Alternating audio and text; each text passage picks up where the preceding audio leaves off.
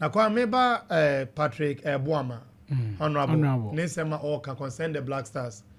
Other than Tamana Senior Razak address the Black Stars and the quality that we have. No? Now can say players omunya bibo omo club day.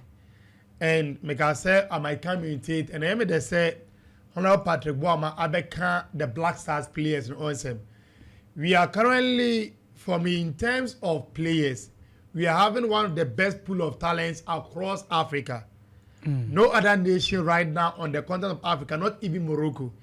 Anybody to me across border or more players across the top 5 European leagues or more above the first level him. And the Morocco #1 goalkeeper only Europe Yasin Bono or Saudi Arabia. This is Canada na call. Canada call Kwame Oko. And there's a reason why over the top 15 leagues in the world, Saudi League and can be. And show the competitiveness of that league. But Ghana, your goalkeeper, so far Lawrence Atizigia, or that's Sengalen. And Sengalen, all the top 15 leagues in the world, the Swiss league is part of it. And it's a war your #1 goalkeeper keeping the post for a club in the Swiss league. Your right fullback, and then whoever would have started or will start. Tariq Lamptey Enyo, Ali said no Enyo Bekwame say a tournament in there. You have those players available if they are fit. And Ali said do started in the friendly Tariq Lamptey after the injury Onyaye, I'll call long term about out and day. Why fit no? Fabian Hezler, the coach of Brighton of Albion. Emma any game the ball started. But it was a print maker the players no and their club side. Also proper. Yeah. And that's one of the problem why on your top club in quotes MOA go for a club player or shots or Chelsea Academy. And none say at Chelsea Academy no more as trying to sorrow HIV Rhys James.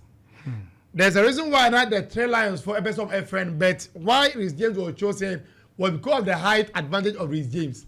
Elama Rhys James, Charles Fochusuna, Omar Tariq Lamptey Ekwoye, and a Brighton call Brighton, I change the quality for everybody to see. Net injury was na Onyana. And your right fullbacks Menua, they all start at their club level. Over left backer, Gideon Mensah's or the friendly was starting over there at the Money Club. Then look at the center backs, whoever that the Black Stars coach you decide to choose. Or Minyina started in the top 5 European leagues. Apart from Alexander Dukua or a Fenerbahce, and that is Turkey. Over Mohamed Salisu, he is part of the back line of Monaco in the friendly Over Adu Mumina, Okore Vaikanoa, or started Edema Rayo, or Kanubi, and in the La Liga. Over one of the best teams in La Liga in terms defensive wise and building up of attack from the back line. Rayo L1 and one of the key players at the back line, Adumumin and Florian Lejeune Edemomo. And our defense have players that are started in the top European leagues. In the middle of the park, if all things is to be equal, Ubenya Thomas Tay Party. At some point in time, our Arsenal, Nanka Mikel Arteta, fitting because Nana Junior said Jorginho Ferro a fit Edemano the team them. And they told her Napa de bench, na Jorginho Abba. But now I'm not say Pate ebe ra into the team of Coven Arsenal.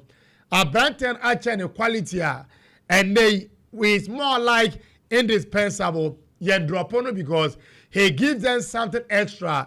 Mikel Merino 8 for Momo. So, Uo Pate, that starts at the Mobile Coven Arsenal. Majid Ashmeru, if not for injury, no Bowra and team man, no start at the Momo. So, you look at the middle of the Black Stars, Momo Kudus, and one number 10 at West Ham United, even this season, Brighton and drew the height of last season in Pono. Day in, day out, under Julian Lopetegi Agote, under Graham Potter, or starting at the West Ham United is more like the key player at the moment. Then look at our flanks. Kamaldeen Suleiman, only lucky because he is playing for a club currently relegation. They will go because of their points accumulation. Have around 9 points in around 27 or 28 matches in the Premier League. But day in, day out, Kamaldeen Suleiman starts, and whenever he starts, you could see the kind of threat or the amount fullbacks in the Premier League.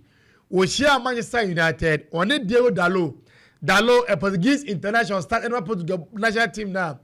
Obia tipi almost say one the golden generation put together team no. Kamaldeen no na abrante no home 2022 and tell the kind of quality that the Black Stars have on the flanks. And as Nuama and the friendly are at the Olympic Lyonnais and then in the Europa League. Kwame abrante no abba on the own. At some point in time, NS Nuama appear. Enya minutes and Leon. But currently, abrante enjoy the Leona. Who's any quality is at par with the light of Ryan Shaking and make a touch him because Branton actually the quality, creative wise scoring goals. So these are players that start every day for their clubs. Antoine Semenyo, almost all the big clubs in England, chasing the signature, tell the quality of this Ekura. Inyaki Williams, Kwame Dutier, Honor Patrick Boama, or see Black Stars players. I almost started anymore almost club side outside that the black continent and Matre where they all play and now they are integral. But when they come into the Black Stars and they thought that the problem ever and then now they say this is the time that they have to show what they have in their revolve and a resolve.